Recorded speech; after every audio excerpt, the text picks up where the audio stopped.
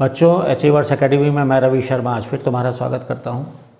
आज हम बात करेंगे कोरोना के बढ़ते हुए संक्रमण के कारण जो दहशत, जो डर का माहौल पैदा हो गया है।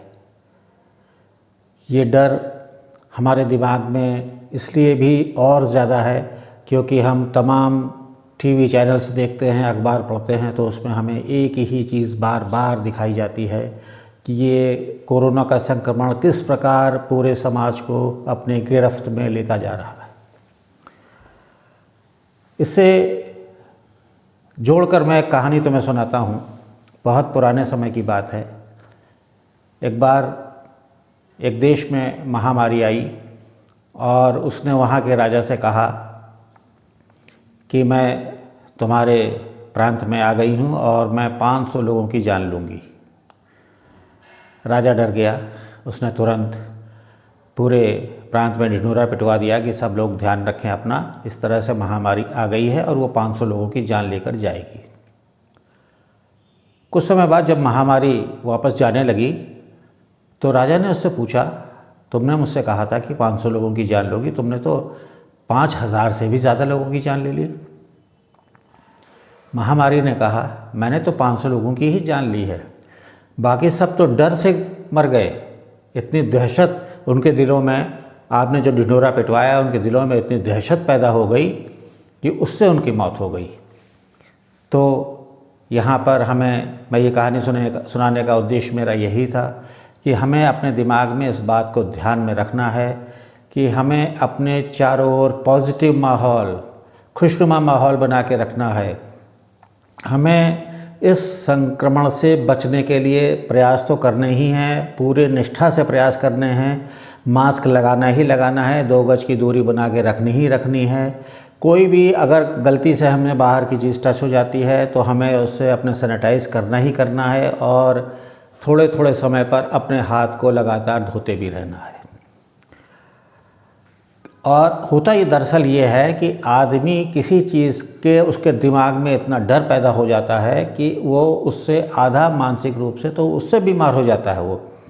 आज आप जो भी चैनल खोलेंगे उसमें केवल एक ही चीज़ कि इससे कितनी ज़्यादा परेशानी पैदा हो रही है, इससे कितने ज़्यादा लोगों की मौत हो रही है, ऑक्सीजन की कितनी कमी हो रही है, यही चीज़ें दिखाई जा रही हैं। अखबार भी इसी चीज़ को हाईलाइट कर रहे हैं।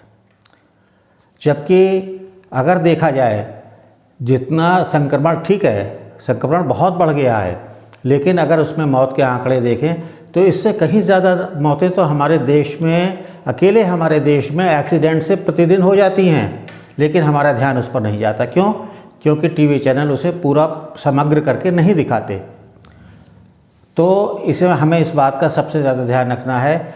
और जैसे कि जो चैनल्स लगातार केवल इसी चीज़ को हाईलाइट कर रहे हैं तो उनसे दूरी बनानी है। कुछ चैनल्स ऐसे भी हैं जो और पॉजिटिव चीज़ें दिखा रहे हैं, तो हम उनको खोलकर देख सकते हैं और जानकारी हासिल कर सकते हैं। सोशल मीडिया पर भी हम किसी भी प्रकार का कोई इस तरह का मैसेज जो कि लोगों को के अंदर निराशा पैदा करे उसको न भेजें, बल्कि अच्छे पॉजिटिव मैसेजेस भेजें।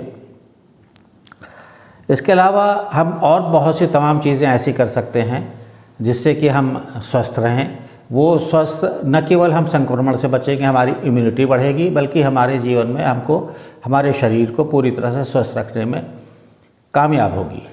वो हैं जैसे योगा है, प्राणायाम है, ये हमें लगातार करते रहना है। और इसके अलावा हम टहलने का काम, वॉकिंग, अगर हम मान लीजिए कि जो बहुत बुज़ुर्ग हैं वो योगा प्राणायाम नहीं कर सकते तो वो थोड़ा बहुत अपने घर में टहलने का काम कर सकते हैं। और इसमें हमें अपनी इम्यूनिटी बढ़ाने के लिए हमें केवल घर का ही शुद्ध भोजन करना है।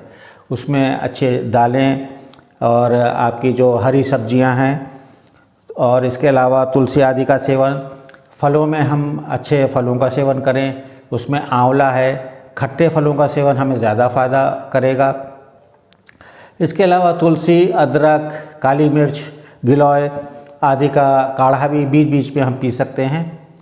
और जो एक नई रिसर्च है वो ये बताती है कि गर्म पानी से जो हमारे संक्रमण, अगर कभी हमारे नाक या मुंह में कोई संक्रमण होता भी है तो वो गर्म पानी से समाप्त हो जाता है। तो 3-4 बार आप दिन में गर्म पानी का सेवन भी कर सकते हैं। इसके अलावा जो संक्रमण आगे जाता है वो गले के माध्यम से जाता है फेफड़ों तक, तो उसके लिए आपको भाप लेनी है। आप जब भाप लेंगे तो किसी भी प्रकार का संक्रमण आपके शरीर में नहीं रहेगा। और बाहर की वस्तुओं और बाहर के लोगों से परहेज करें। और यहाँ पे चलते चलते मैं आपको बता दूं कि इस बार ठीक है, इस वक्त लगभग 3.5 लाख के करीब आंकड़ा पहुँच रहा है संक्रमण का, और पिछले साल लगभग 1 लाख पे जाके अटक गया था और वापस लौटने लगा था। लेकिन हमें यही सोचना है कि जब वो 1 लाख तक पहुंचा था तो उसके बाद नीचे आने लगा और सब लोग लगभग धीरे धीरे हम लोग सामान्य स्थिति की ओर बढ़ने लगे। तो ऐसा ही इस बार भी होगा। अभी मेरा जहाँ तक अनुमान है कि शायद एक फोर्टनाइट में 2 सप्ताह के अंदर ये आंकड़ा धीरे धीरे वापस लौटने लगेगा और सब लोग स्वस्थ होने लगेंगे और फिर हम लोग सामान्य स्थिति में पहुँच जाएंगे। धन्यवाद।